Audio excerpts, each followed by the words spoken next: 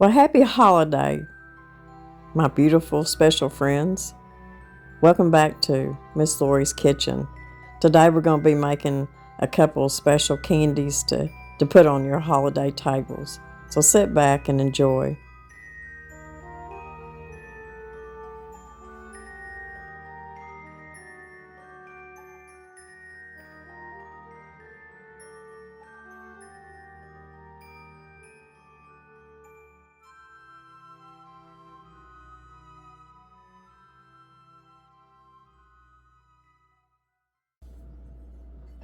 You need a cup of sugar, just white granulated sugar, and a half a cup of corn syrup.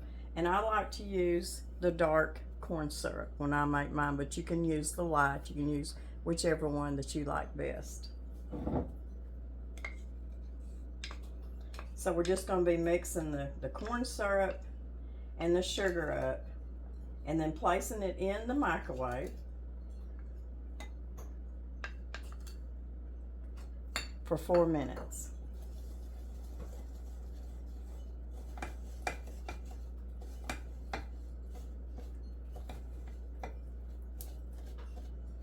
Now, Mr. Brown and I don't eat a lot of candy or anything like that.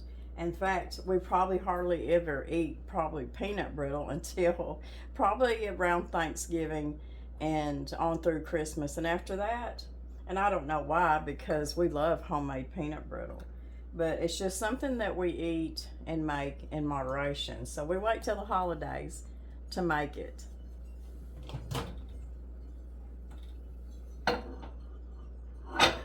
So you're just going to place, and this is just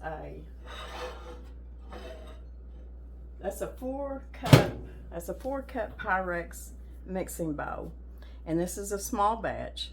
So if you double the recipe, I'm pretty sure, yeah, you can even double and triple it in a 4-cup.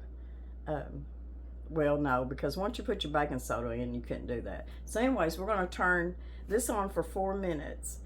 Don't stop it, don't look at it, don't try to mix it again. Just let it microwave.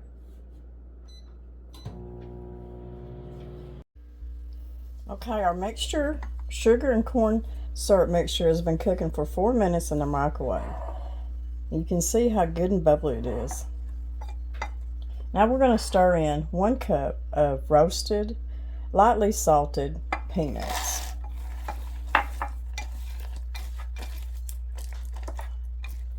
We're going to stick this back in the microwave for about 3 minutes.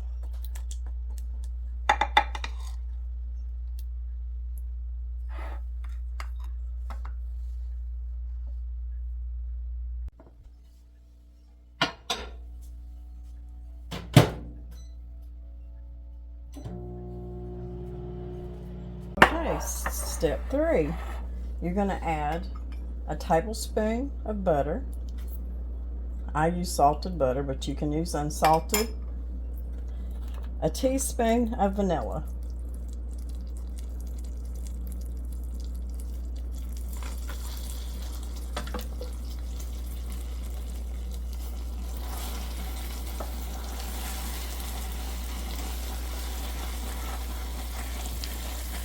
Now we're going to stick this back in the microwave for 2 minutes.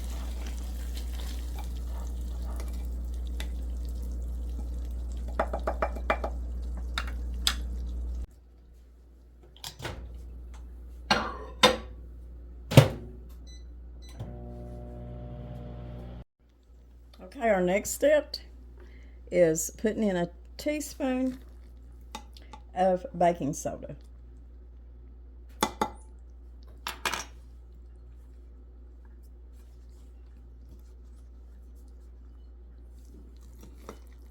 And as you stir the baking soda into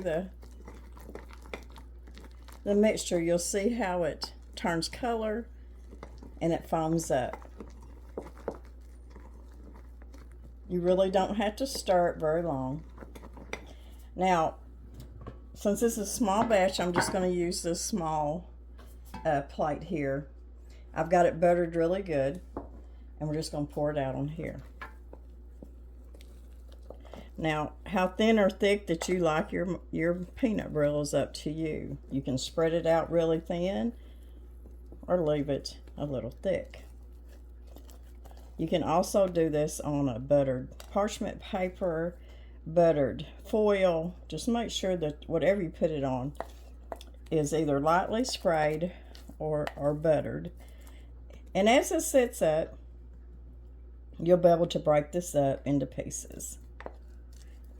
So this will need to sit up for about, I don't know, it usually sits up for me pretty quick. So I'll be back in probably an hour when I get some of my stuff cleaned up. And we'll look at our peanut brittle and we'll get it broke up and we'll taste it. Okay, here we are. And I started breaking this up and forgot to turn the camera on. It only took, I mean, when I come back to it, it was probably about 35 minutes later. I washed some dishes and stuff, but it's good and set up.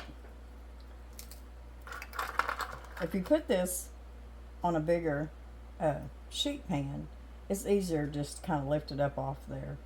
But if you have to, you just hit it with something hard and it'll start breaking up and it just comes right off because I buttered my pan.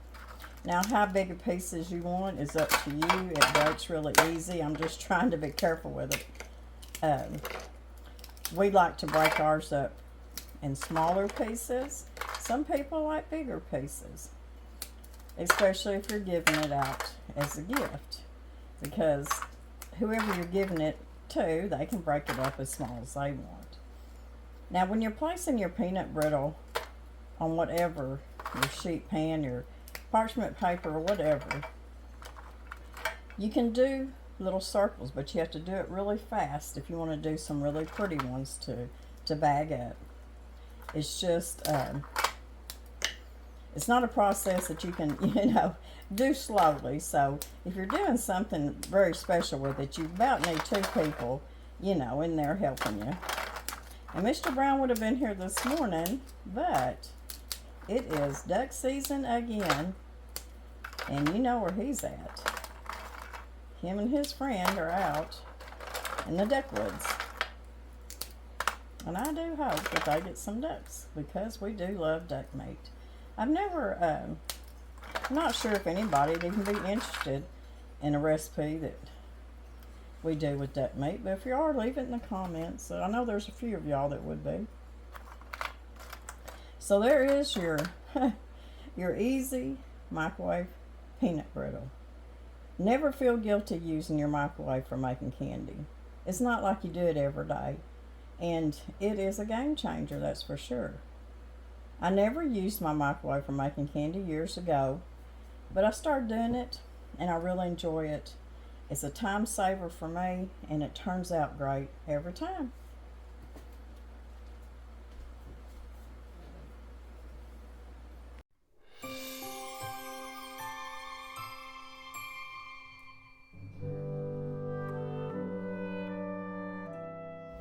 Okay, y'all see that I've got my heavy pan here that I make my candies in, and I just kind of put a little bit of butter around the sides just for any crystallization that might occur. We're going to put in our 2 cups of maple syrup.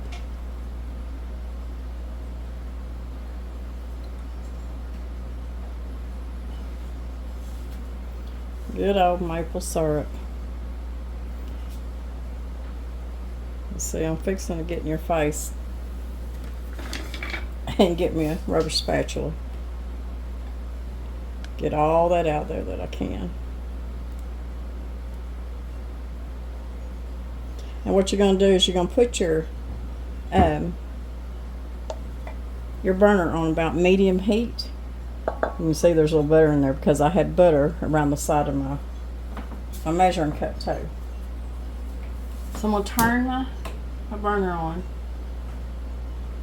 Medium heat. And what I want to do is I want to bring this maple syrup up to boil. And once it comes to boil, we'll kind of not stir it, but we're just going to lift our pot up. In fact, I'm going to turn my pot around to the handle over here. When it starts boiling, I'm going to take my pot and I'm just going to kind of turn it back and forth to each side. I'm not going to stir it though. And that'll keep it from scorching. And after it's come to a full boil, I'm going to lower my temperature and I'm going to turn it down, my burner down just a little bit to where it's going to just simmer for about 5 minutes. So let's let this come up to a full boil.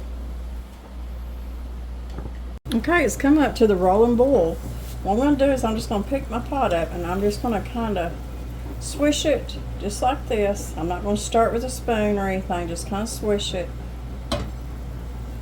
Bring it back down. I'm going to turn it down to where it's just going to simmer. I'm going to turn it down more. I want it to simmer for about 5 minutes. Okay, our maple syrup, we brought it up to a boil, then we turned it down to simmer, and it's been simmering for 5 minutes. We're going to pour in a cup of heavy cream.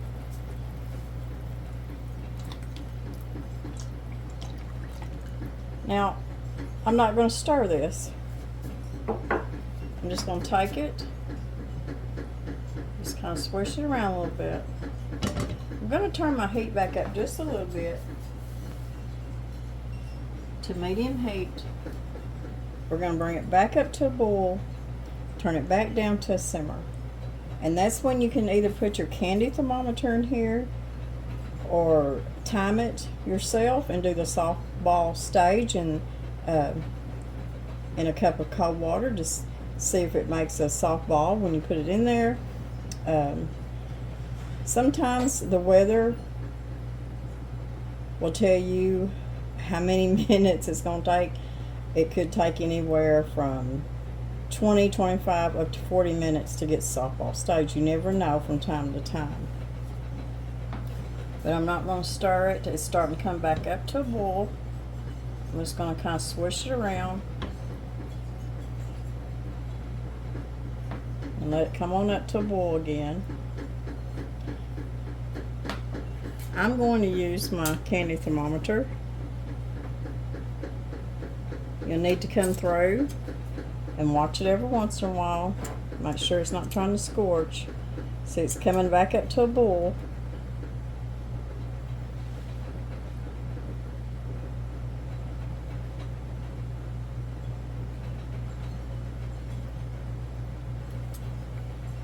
So I'm getting a pretty good boil on it.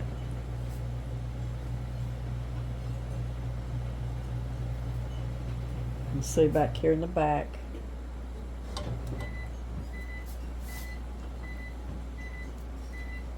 If y'all hear something in the background, that's my bread machine.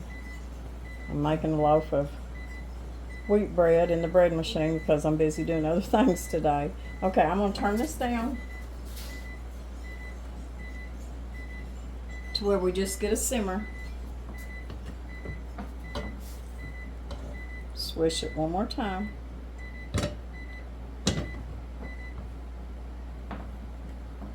If you want to, just kind of stir it around a little bit because this cream will come together eventually with that syrup. I'm going to use a candy thermometer.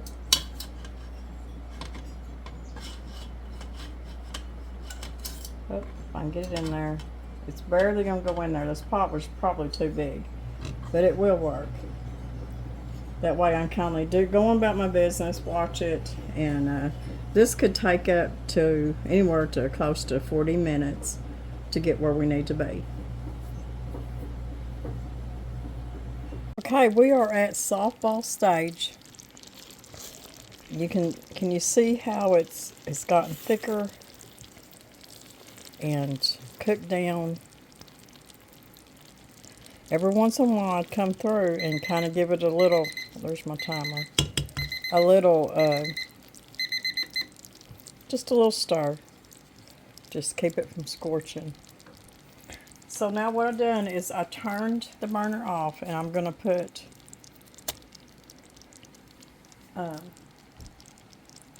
fourth of a cup of butter. That was a fourth of a cup of butter. I'm not going to stir it. It says do not stir it. So what you do is you let it sit here for 10 minutes and just let that butter melt in there. And then we'll go from there. And mix it in there. Because we need to get it into the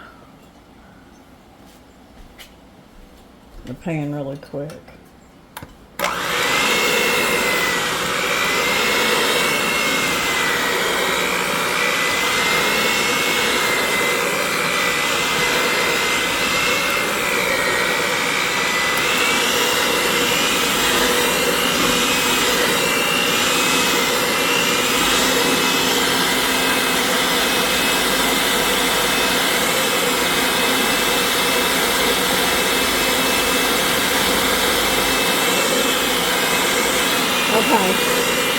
I set my timer for 5 minutes, and I'm just going to beat this for 5 minutes.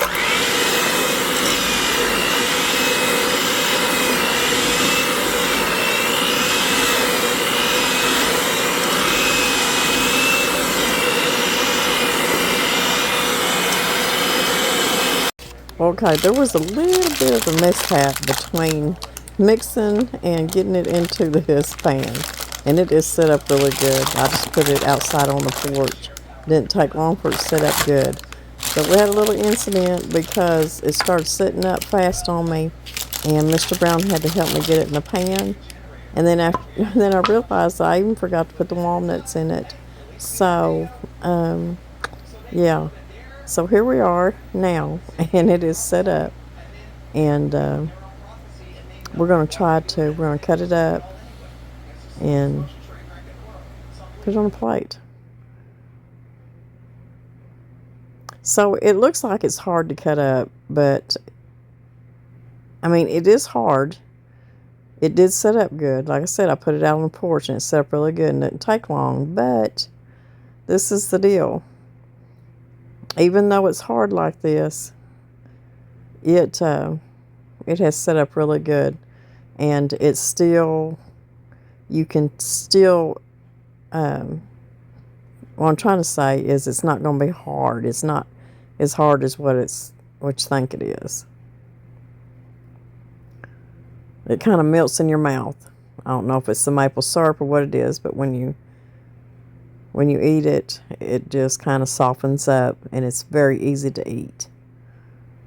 So I'm just going to cut this up in little squares. And I'm probably going to package some up to give out as gifts. But because they're sticky, we'll have to kind of wrap them up in parchment paper or wax paper, either one. So all you want to do is just take one, put it in there. And even though it's a square cut, it doesn't have to be like a regular round caramel. You can still wrap them up. So you got a little, something different, a little square maple caramel there. And this is what you'll have to do is if you want to box them up and give them out as gifts. Or you can just put them in a small tin. Just make sure you put it in a single layer on a piece of parchment paper. You can do that too. But I can't express enough how good these candies are. And the fact that they're just made out of just pure maple syrup and taste this good. 4 ingredients.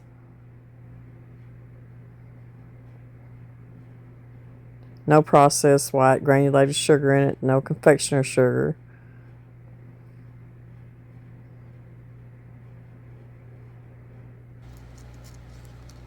So here we have this beautiful pure maple caramels.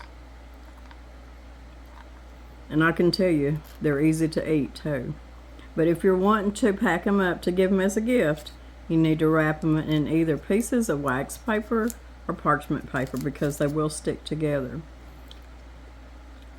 I had to put these in a container in a single layer with parchment paper on it. And I'll probably stick these in the refrigerator, take some out every once in a while. I'll give, you know, a few for gifts. I only made a single recipe.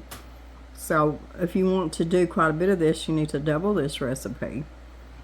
But I can tell you it's delicious, and it's easy to eat once you take a bite of it. That's why I like making really even smaller pieces than this for me, because